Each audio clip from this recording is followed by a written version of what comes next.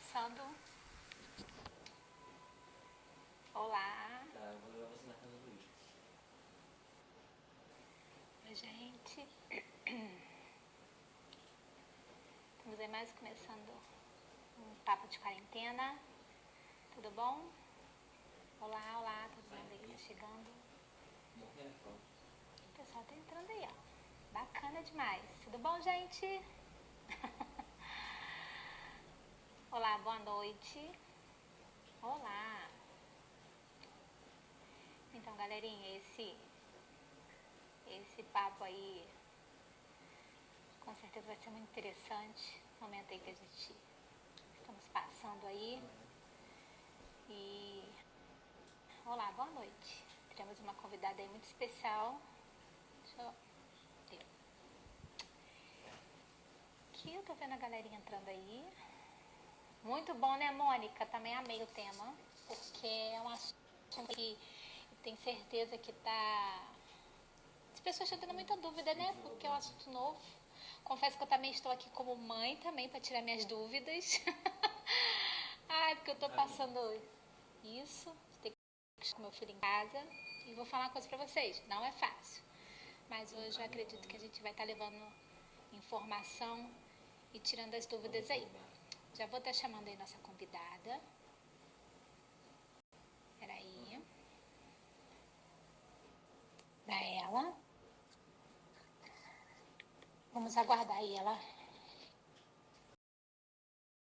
Olá. Tudo bem? Acho que deu certo. Deu, né? Viu? Deu, Tem muito segredo. Verdade. Tudo bom? Boa noite. Joia. Prazerzão ter você aqui com a gente. E um assunto aí, né, Obrigada. que tá preocupando muita gente, né? Como eu disse, eu também tô aqui como mãe, porque eu tô passando isso com meu filho. E não tá sendo muito fácil. É uma mudança muito radical, né? Sim, na nossa sim. vida e na vida das crianças de uma maneira geral. Sim. E eu espero que o nosso papo hoje, como a gente tem sempre o objetivo de estar levando a informação segura às pessoas, porque eu acho que nesse momento, de tanta notícia falsa, de tanto desencontro de informação, eu acho nada melhor do que a informação correta para, pelo menos, aliviar nosso coração aí, Verdade. né? E Isso. vamos começar, porque o Instagram limita e eu acredito que vai ter bastante coisa pra gente conversar, né? E, gente, só para quem não conhece, Marcela, né? Ela é professora e diretora da Escola Firjan Sede de Barra do Piraí.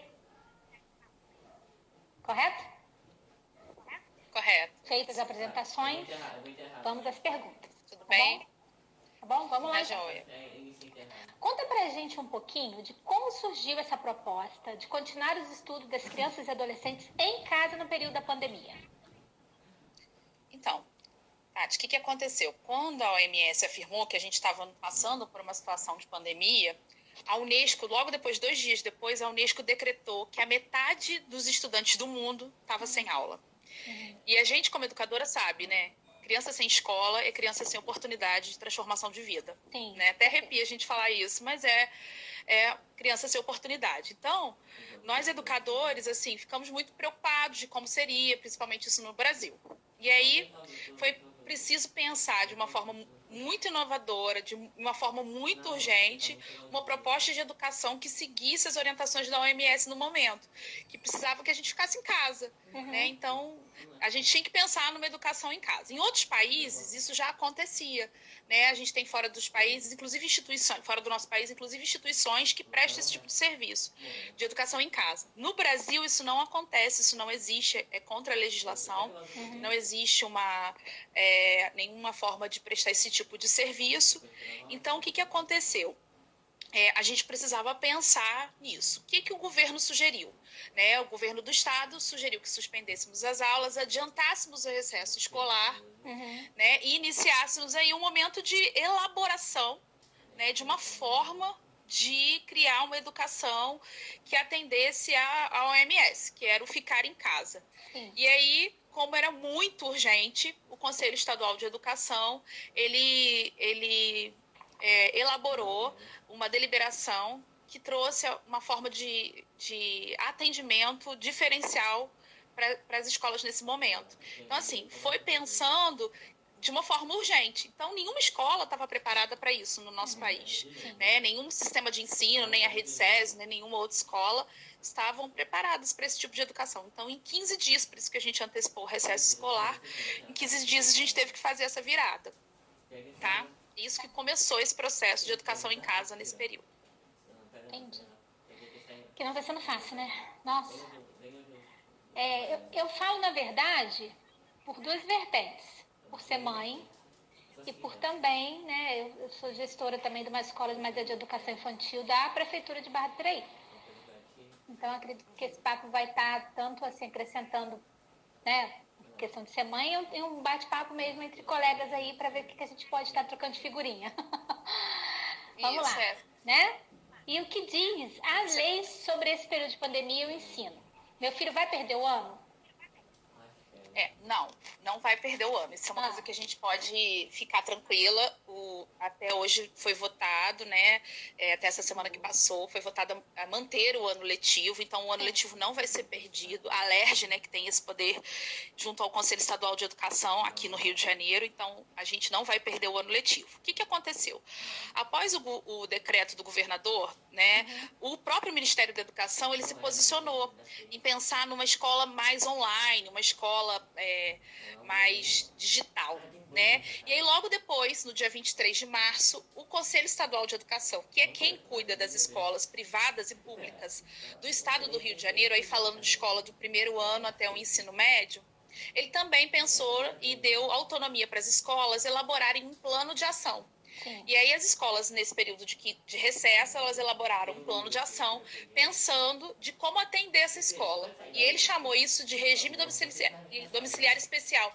Era uma coisa que já existia quando as crianças ficavam doentes, a gente fazia esse atendimento domiciliar, lembra? Quando a criança ficava doente, a gente ia na casa prestar esse tipo de serviço.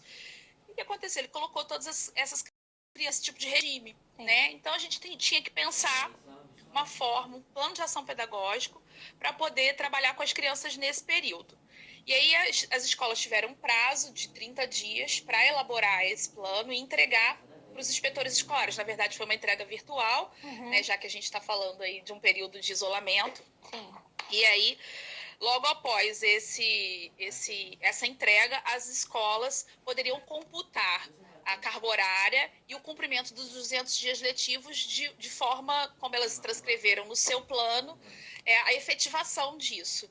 Então, assim, conforme a legislação brasileira, a gente não fica sem os 200 dias letivos, mas a gente cumpre de forma digital ou de forma por plano de estudos ou por meio de atividades. Cada escola buscou aí uma forma de elaborar esse plano pensando nessa possibilidade.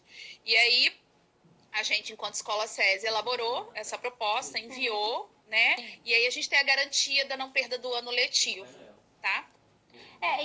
Eu acho que até porque também fazer alguma coisa é necessário, porque senão você vai trazer uma sobrecarga muito grande de ter que tentar repor isso tudo. Imagina, né? Tanto para o profissional... E nem é... Sim. Pode falar.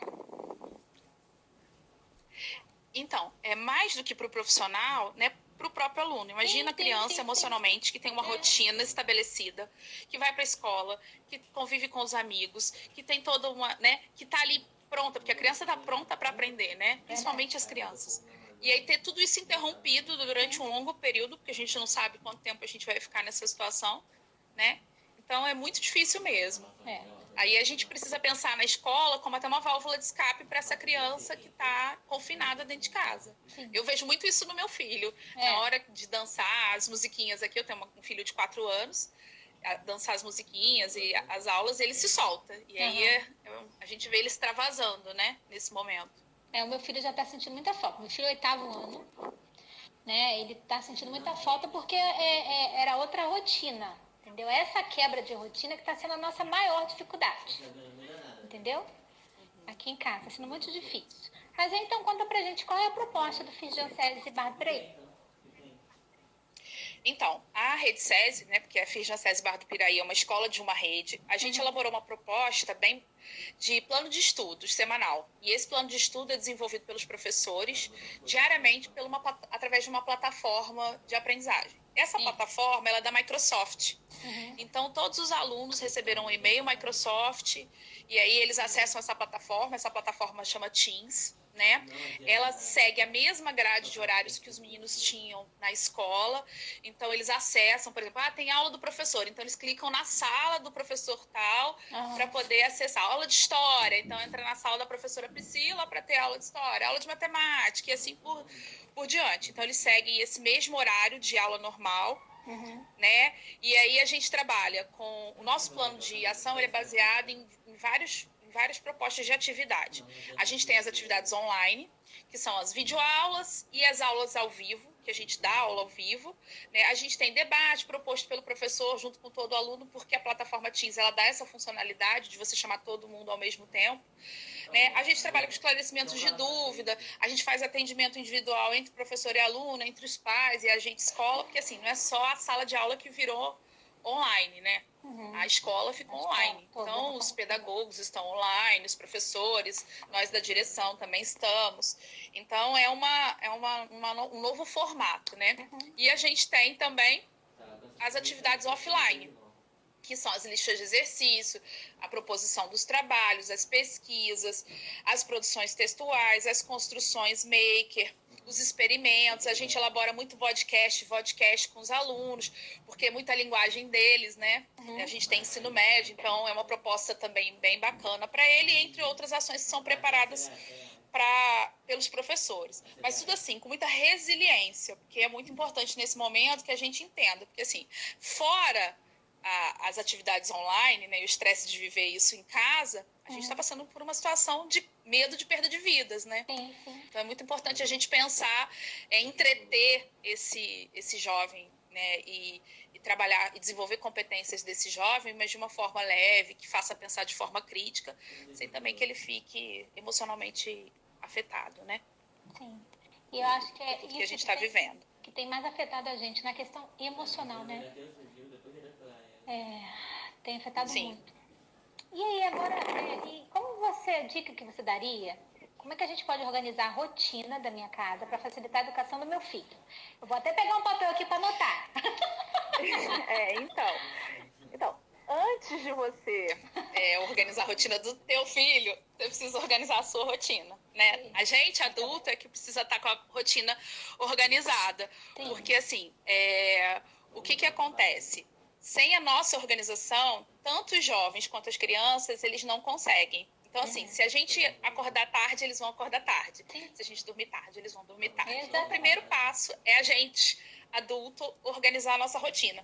Eu tenho dormido muito mais tarde do que eu dormiria normalmente, né? Enfim, a gente está mesmo com a rotina alterada. Então, o ideal é a gente organizar adulto a rotina. Depois, a gente precisa pensar no espaço físico adequado, com mesa, com cadeira, um lugar calmo, sem muito barulho, longe da TV, longe de outros aparelhos eletrônicos, porque às vezes o menino tá no computador, mas tá com um videogame do lado, tá com o celular, isso. Então, assim, é tentar organizar esse espaço para que seja um espaço calmo para ele.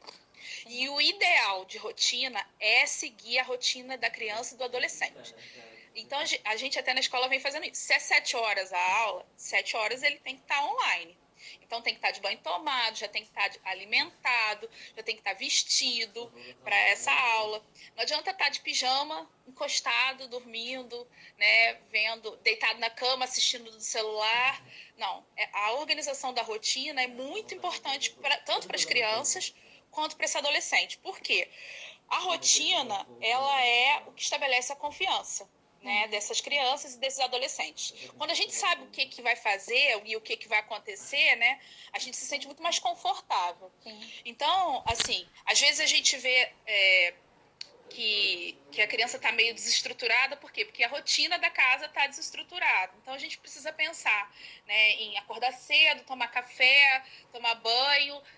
A gente tem aluno que veste uniforme, né? Veste uniforme.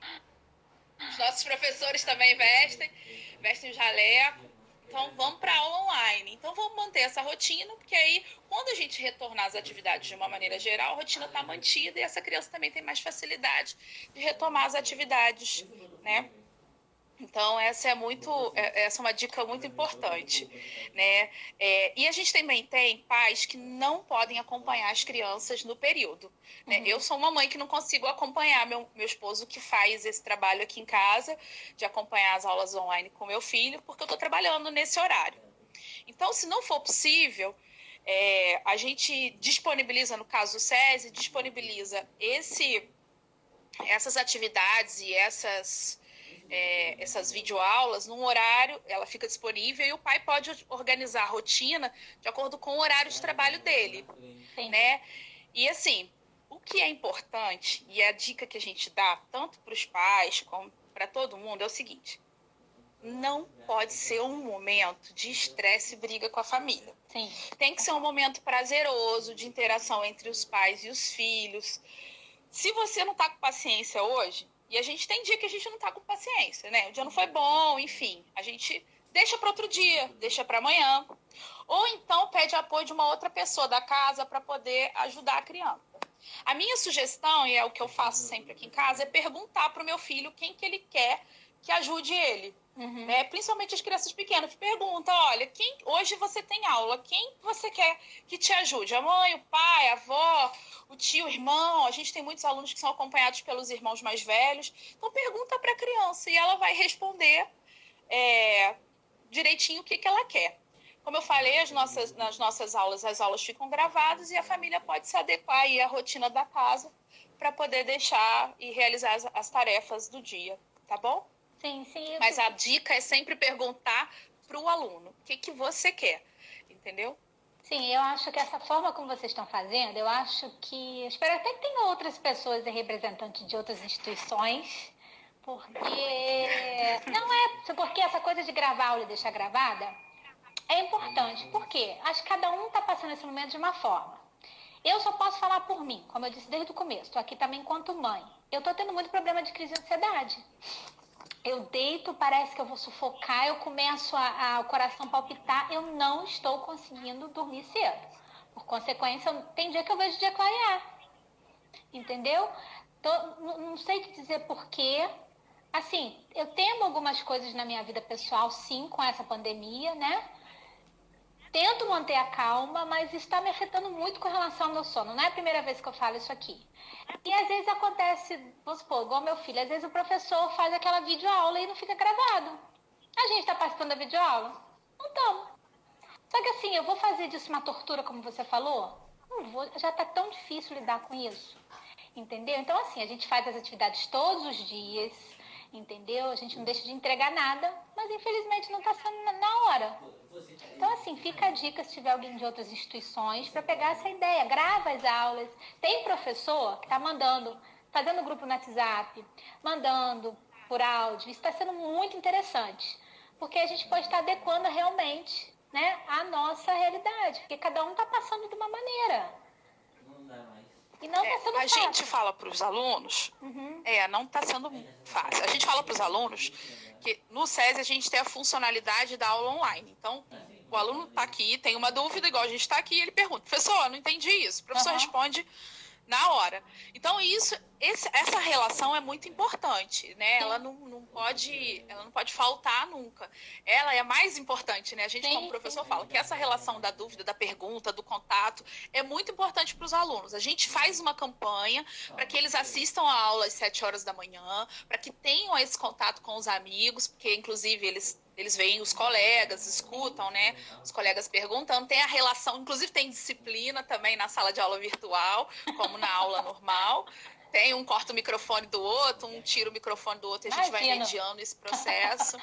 É uma sala de aula mesmo. A gente incentiva isso, mas a gente entende que a rotina da casa é diferente da rotina da escola, né? E quando a gente entende isso, a gente propõe aí que eles façam no horário que for melhor para a família, para eles também. E fica até como reforço, né? Esse vídeo ficando gravado, se ele quiser estar revendo novamente, fica. Né? Bem interessante. Sim. E assim, que tipo de atividades podem ser realizadas nesse período? Tem que ter aula de todas as disciplinas? Tendo aula de todas as matérias?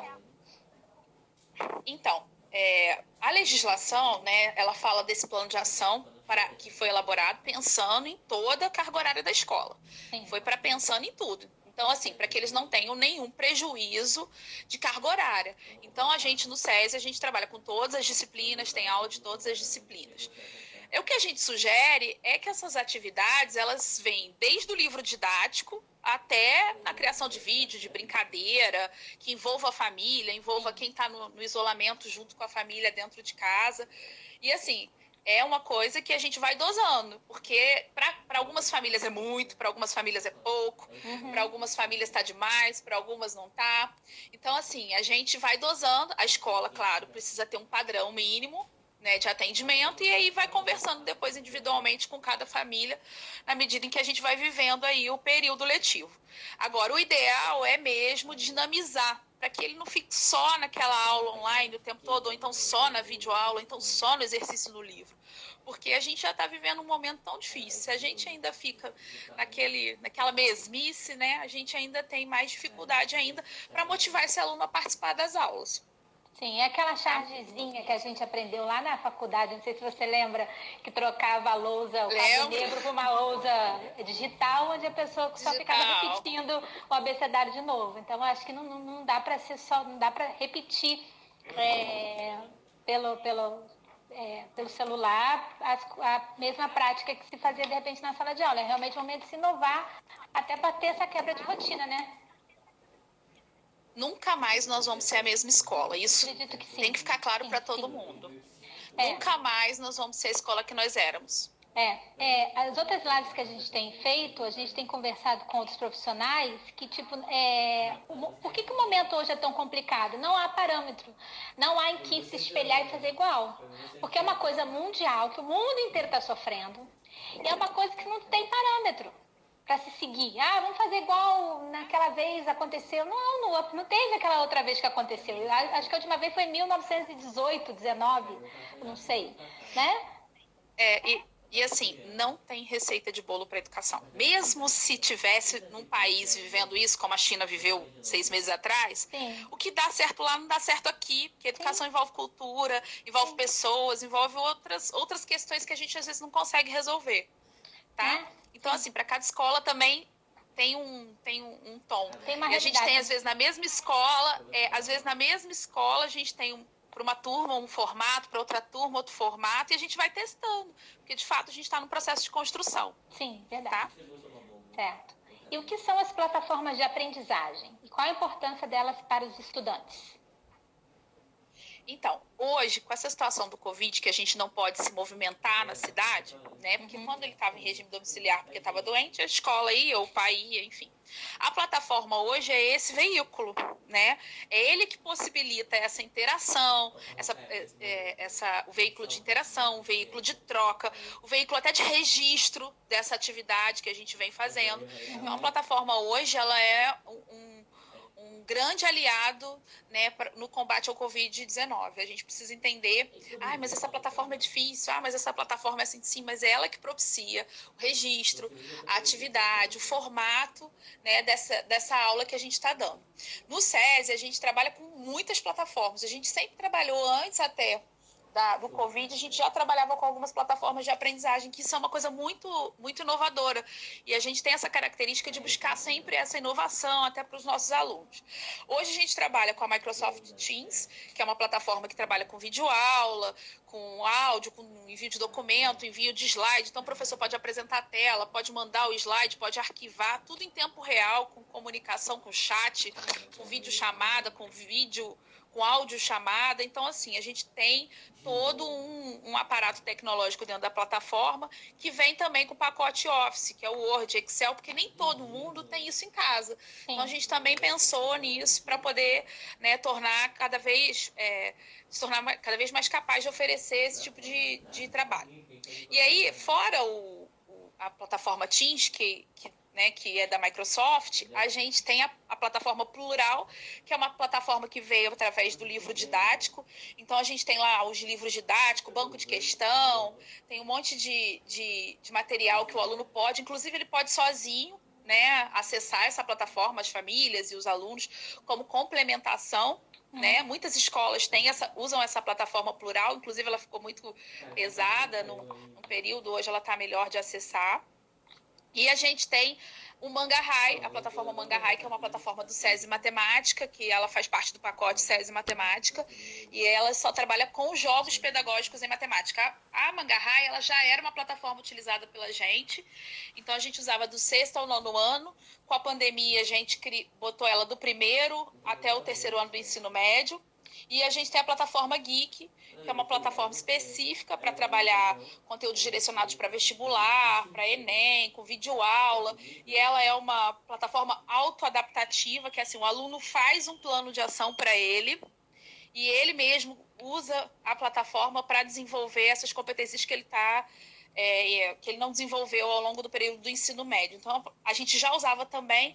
Então, hoje, o nosso aluno ele já estava acostumado com esse tipo de trabalho. Hoje, a gente teve mais facilidade, porque a gente já trabalhava com essas plataformas de aprendizagem. Não é uma plataforma EAD, né? Isso tem que ficar bem claro para todo mundo. A gente não faz ensino EAD, porque a modalidade EAD é diferente do que a gente está fazendo.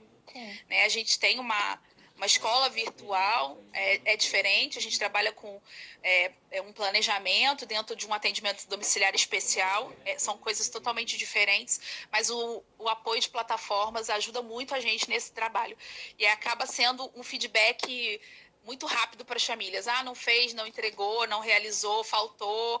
A gente precisa dar também esse feedback para as famílias. Entendi. Desculpa pela tosse.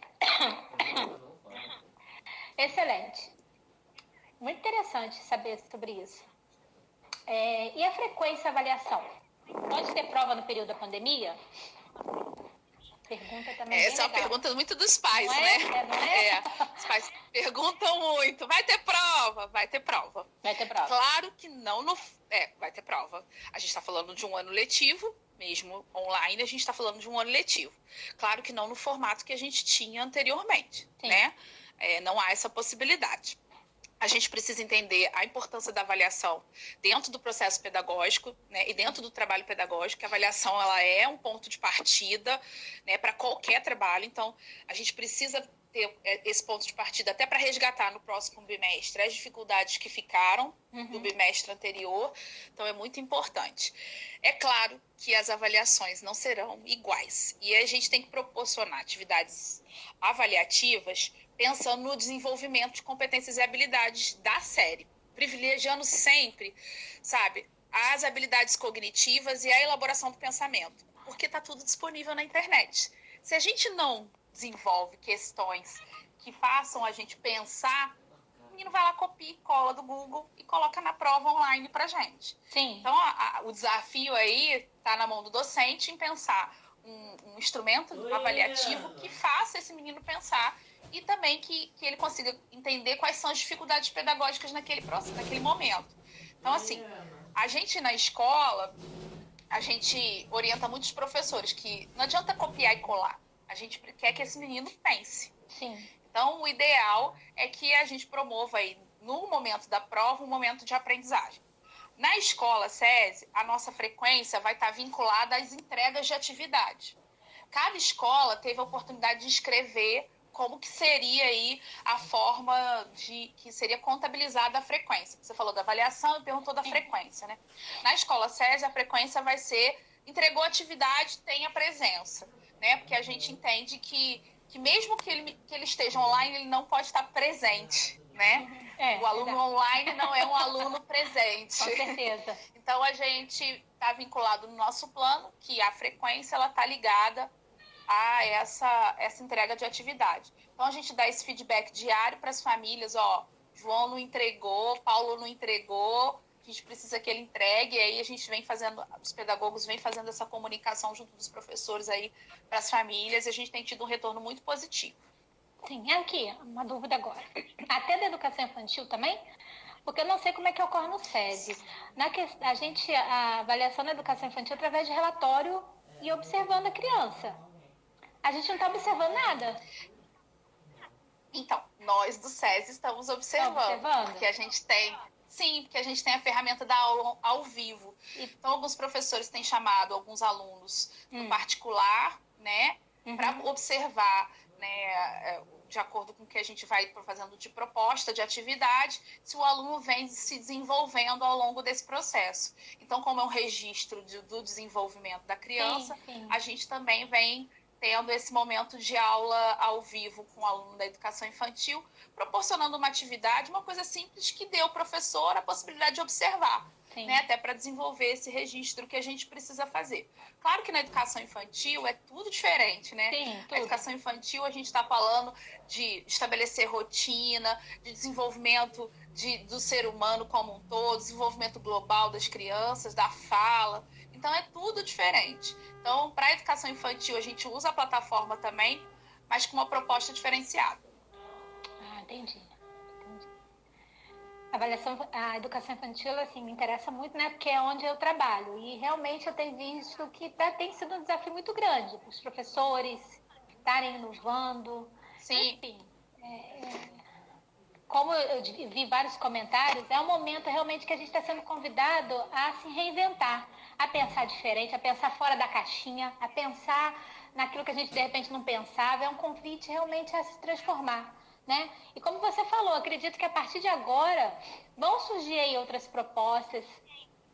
Hoje nós recebemos uma resolução e a Secretaria de Educação vai chamar os diretores para a gente estar fazendo uma reunião, porque a realidade do ensino público ela é diferente, né? Ela é muito diferente, tem outra dinâmica, enfim. E acredito que vão aí estar pensando em outras formas daqui para frente. Acho que a gente vai se preparar, né? Mas para que Deus queira que isso não volte a acontecer, mas se acontecer a gente está aí mais preparado. O importante nisso tudo é pensar que a criança é capaz. Sim. Que a criança é capaz de qualquer coisa, né?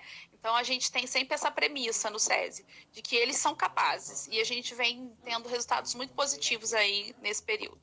E os professores também, claro. Os professores se reinventando de uma maneira absurda, né? Imagina. A gente virou o jogo aí em 15 dias, trabalho de 2, 3 anos de movimento, né? Então a gente virou em 15 dias aí a chave. E modéstia à parte, a gente tem esse dom, né? Menina, eu vou te falar, professor, racinha boa para se reinventar, para fazer diferente. Eu tenho o maior orgulho dessa profissão, tenho mesmo, de verdade. E agora, uma pergunta. Não estou dando conta de acompanhar todas as atividades do meu filho. Como devo proceder? Então, uma dica que eu sempre dou procurar para procurar a pedagoga da escola. Sim. Porque ela vai fazer uma avaliação se é uma questão de rotina ou se é uma dificuldade de aprendizagem, que a gente precisa separar as duas coisas. Se for uma dificuldade de rotina, você pode pedir novos prazos para entrega dessas atividades e orientação de como organizar essa rotina. Isso é muito importante. E o pedagogo tem esse feeling, sabe? De entender se é uma questão pedagógica ou se é uma questão de rotina.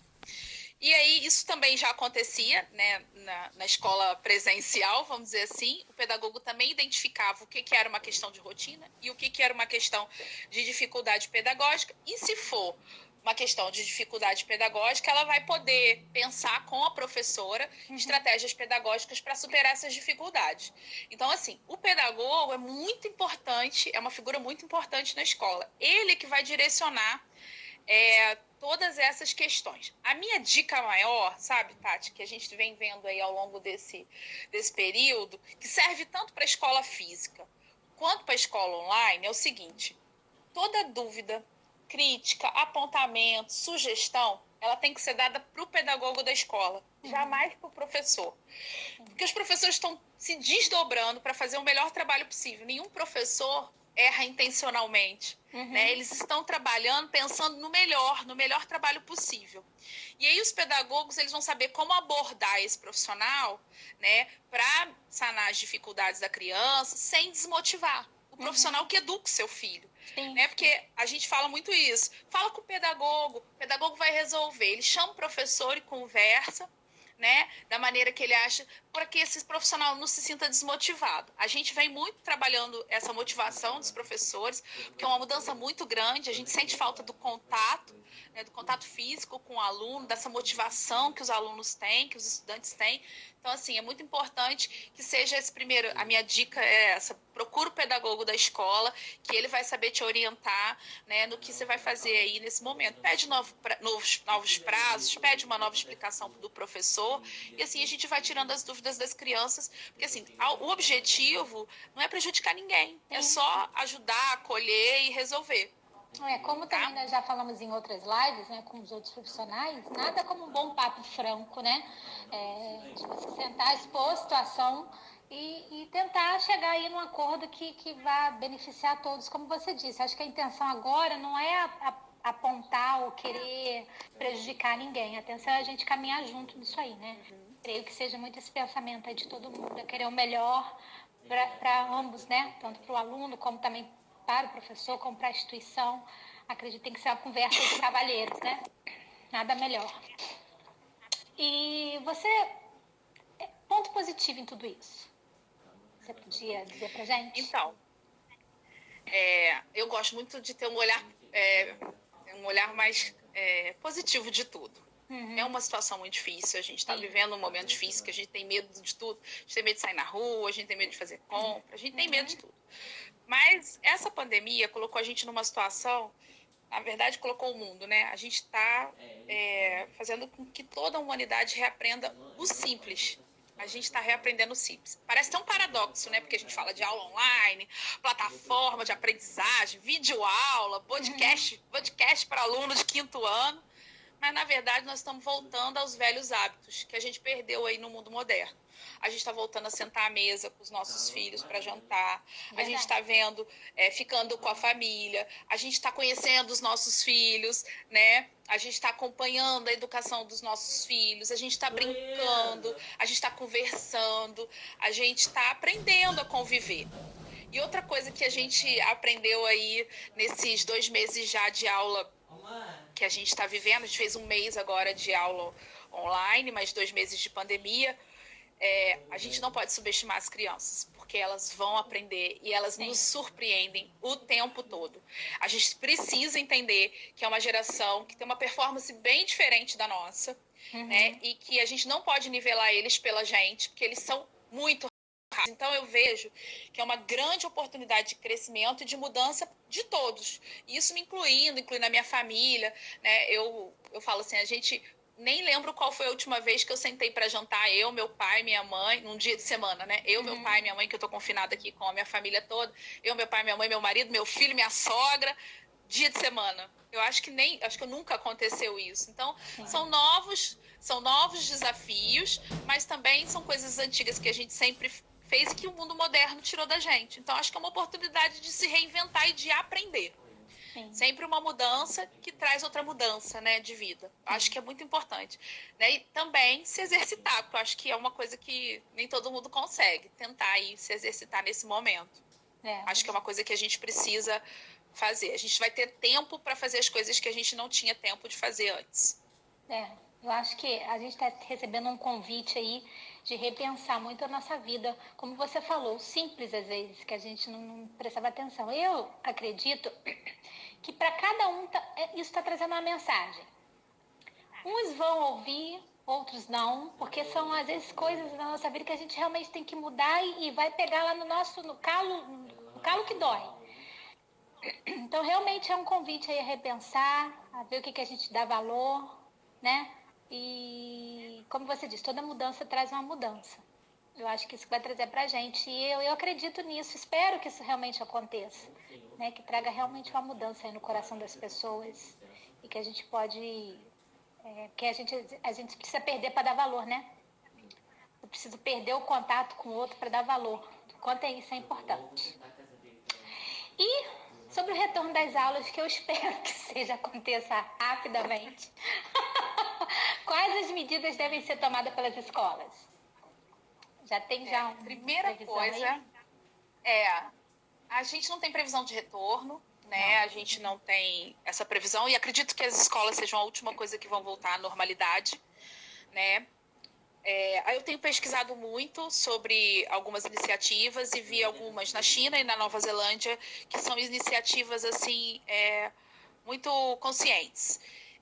Esse retorno ele vai ser gradativo. A gente não vai abrir a escola e vai encher de 500 crianças no dia seguinte. Não é assim. Ele vai ser uma coisa gradativa. Inclusive para as crianças se adaptarem a esse novo, porque não é só uma medida de higienização ou limpeza, é uma mudança de postura. Né? A gente é brasileiro, a gente é um povo muito afetivo. As relações elas não vão ser como eram antes, né? E a gente vai ter que aprender a lidar com essa distância que é recomendada. Então, acho que mais difícil do que voltar vai ser estabelecer uma escola segura para os nossos alunos, né? Vai ser difícil, porque como é que você não vai chegar e não vai abraçar uma professora, não vai abraçar um aluno, não vai tocar nesse aluno? Porque inicialmente a gente não vai poder fazer isso, né? Então a gente vai ter que pensar muito, né, nesse retorno e pesquisando mesmo e vendo quem já passou e quem está passando por isso nesse momento para a gente aprender. A gente tem que aprender com a história, né? Sim. Então ver o que está acontecendo no mundo para a gente poder ir se organizando aqui para poder voltar e retornar com os nossos queridos alunos, porque nós, como a gente sente falta, né? Dessa rotina deles, do falatório, da animação. Quem gosta de escola, como a gente, está se sentindo sozinho nesse mundo, né? Nossa, é muito difícil, tá? Como eu falei para você, sou de educação infantil, sou apaixonada por essa modalidade. Sou também de uma escola de educação básica. Então, assim, é mágica essa relação, sabe? Eles vêm na gente. Eu entrava na sala, aqueles cotoquinhos de 3 anos gritava Xuxa, porque eu sempre dancei e cantei com ele. Então, assim, isso faz muita falta, sabe? Muita. Eu sinto muita falta da escola, sinto muita falta. Até do burocrático, a gente acaba sentindo falta daquilo que a gente tinha que dar conta. A gente sente falta dos pais que ficam na porta da escola, que a gente sempre conversa, abraça. Como é que vai ser essa volta, né? Você não vai poder abraçar ninguém, você não vai poder beijar ninguém nesse momento. Então, é uma coisa que a gente vai precisar pensar bastante, estruturar bastante para que os nossos alunos não sintam e a gente também não. Até mesmo o uso da máscara, né? Que eu acho que é um acessório aí que vai vir para ficar aí durante um bom tempo. Porque eu ainda acho que é uma forma de se prevenir, né? Uma forma de amenizar essa questão do vírus aí. E são hábitos que a gente vai ter que reintegrar na nossa vida, né? E vai ser duro. Mas a gente vai conseguir. Acho que a gente precisa pensar em ações bem estruturadas para esse retorno, pensando no emocional dos nossos alunos, dos nossos pais, que também vai ser difícil. Imagina para um pai falar, não, vou mandar meu filho para a escola. Imagina você ter a segurança de mandar teu filho que tem asma para a escola ou que tem bronquite para a escola. Então é uma coisa que a gente vai precisar trabalhar muito assim com as famílias e também se estruturar e trabalhar emocionalmente a gente mesmo para lidar com tudo isso, porque não vai ser uma coisa fácil. Mas a gente torce para que seja rápido, que venha logo esse retorno. Tomara. Eu tô aqui na torcida para isso. E dizer que foi, cara, um prazerzão conversar com você. Revê-la, né? Também foi muito bom, verdade. É bom que a gente não se encontrava, foi muito bom. A gente se conhece desde pequeno, me acompanhando você aí nas redes sociais. Estudamos juntas, né? Verdade, fizemos faculdade juntas. Depois a vida aí nos separou. Você sabe que eu sempre tive muito orgulho de você, te admiro, né, de hoje. Não tô aqui puxando saco, obrigada. Não, você sabe disso. Desde a época de faculdade, que você corria de uma escola para outra, assim, já tão novinha e vinha daqui, vinha para lá. Então eu sempre admirei isso, você sabe. Não tô puxando saco, não. Você sabe que você é verdadeira. Eu também te admiro muito. Acho que tu é uma mulher muito guerreira e, assim, tenho visto seu trabalho aqui no Falando de Barra. Acho muito importante. E muito importante a gente ter uma mulher na frente disso tudo, né? Porque é importante que a gente se coloque no lugar que a gente deve estar, né? Sim. Então, muito bom ter você aí no Falando de Barra, tá? Obrigada, tá? Queria te agradecer por você ter se disponibilizado a vir conversar com a gente. Como eu disse, nosso objetivo é realmente levar informação, né? Nesse momento aí, de que acho que a informação, ela acalma um pouco, né? Confesso que você, assim, esse nosso papo me deixou enquanto mãe, mas opa, já sei de repente que caminho eu posso seguir se eu tiver uma dúvida, já sei para onde eu vou. Então, acho que o objetivo é esse mesmo. Tá acalmando o coração das pessoas e levando a informação. Sucesso para você, tá? Obrigada. Eu coloco aqui disponível as minhas... Tô sabendo que você está fazendo uma gestão excelente. As pessoas elogiam bastante. Obrigada. Então, assim, parabéns, tá? Obrigada. E eu coloco à disposição minhas redes sociais, se alguém tiver alguma dúvida que não foi respondida aqui, eu posso responder depois no privado.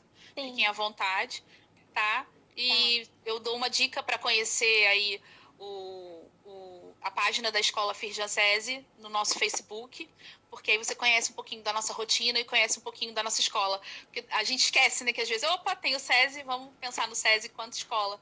Tá lá em cima, né, no Belvedere. Então é importante vocês conhecerem o que a gente tem em Barra do Piraí, que é muito bom. Eu vou dar uma olhadinha lá. Dá sim. Tá bom? E obrigada. Dá um beijão aí na família, sua mãe, seu pai, todo mundo aí, tá bom? Obrigada pra sua mãe também. Tá Tá, bom, um obrigada, beijo. tá? Falou, tchau. Fica com Deus, tá? Tchau.